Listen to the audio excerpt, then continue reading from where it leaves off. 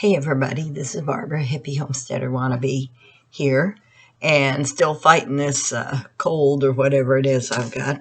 But I wanted to make a quick video in which I share my 5 top homestead goals for 2022. This was inspired by a video I saw from Lorella, Plan B Orchard and Farm. She posted one like that, and I thought it was kind of a neat topic. It got me thinking, and anybody else who's got maybe a little urban homestead or something, or a big one, ought to consider making a video on that topic. It's kind of cool. But anyway, so here are mine. Number 1, I want to grow beans this year. Last year, I kind of forgot to plant them, and I kind of went through a low period where I was having a bunch of side effects from some medicine I went on, and so it kind of knocked me for a loop, and I didn't have any energy, and then I started coughing, and so with just one thing after another with that. And so that was right when I should have been planting beans and working on the garden, and everything kind of got away from me. So this year I am going to try to at least grow enough beans to can, because canning beans is really easy, and it's so nice to have them on hand. And so anyway, the kinds I have to grow, these are old packages. If I see any cheap new packages, I'll get them, but these are a Blue Lake pole, and these are I think they're called a harvester, and I think they are a bush. Yes. So I definitely want bush beans. And I have fences, chain link fences on both sides. And over here, they really do get quite a bit of sun. So there will probably be some beans planted there. I also have some seeds for some more Blue Lake pole. That's what this other one was, wasn't it? So anyway, so I have a few more seeds of that. I also have a black coat runner bean. Now, I've tried growing runner beans before and didn't have any luck with them. I think they need a little bit cooler temperatures maybe than the green beans do, but I'm going to give them a try. And anyway, they'll be pretty. I might be able to get some growing around my front porch, because there is an area up there that gets some sun too, and they have pretty flowers. And then another kind of bean I'm going to try, I have just this tiny little package of seeds, but these are soybeans. Got them from Seeds Now, which is if you just want a few seeds of something kind of weird to just try, Seeds Now is a real good place to go, because they have like 99-cent seed packages. I don't remember if this was 99 or $1.99, but I do want to try growing some soybeans, because I like soy stuff, and just see if I can do it. And then I've also got a few seeds for red noodle beans, which I know are different. They might be able to be canned, not canned, but frozen. And I like to can a soup starter thing where you combine all of the different kinds of vegetables that you can grow, which could have okra and tomatoes and beans and maybe some zucchini or other squash. Maybe if you can, one thing to include in that that's really, really tasty is purslane, if you happen to have it come up wild in your garden. And I tried to get purslane started here, like with seed and stuff, and I didn't have any luck with it. But anyway, that's goal number 1 is to grow enough beans to can, and ideally maybe can like 30 or 40 pints. It'd be nice. Okay, goal number 2 is to plant and grow enough tomatoes to be able to can.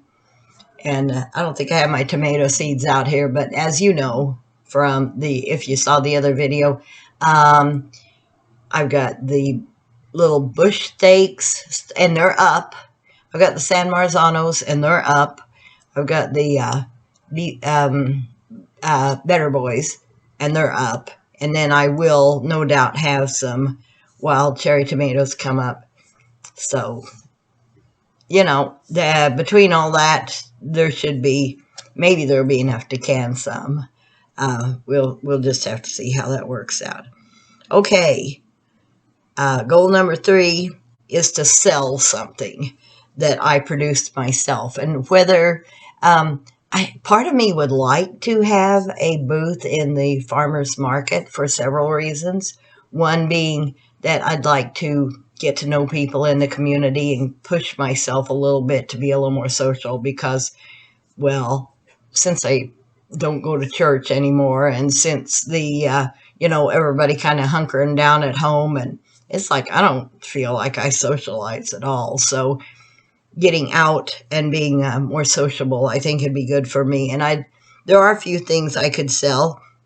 I listed a few things. One is that I've got a couple of easy to grow house plants that I could get starts from and, maybe have a few house plants to sell and herb plants or, little starts of tomatoes, especially those cherry tomatoes that are bound to be coming up outside. I might have seeds later on in the year because I got a lot of seeds from my brassicas a couple of years ago.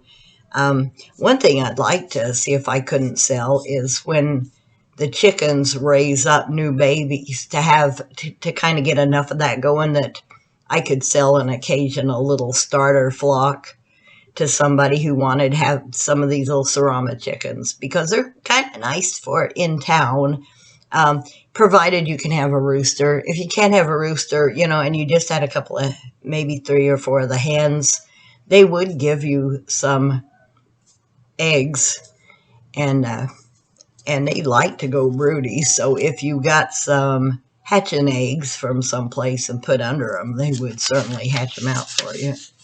So anyway, other possibilities would be like if I had a booth at the farmer's market as the season wore on. I do hope to have plenty of Malabar spinach during the summer, and that makes a really nice green to eat during the warmer part of the year. And I should probably have, even though I love okra, I might actually have enough to sell some.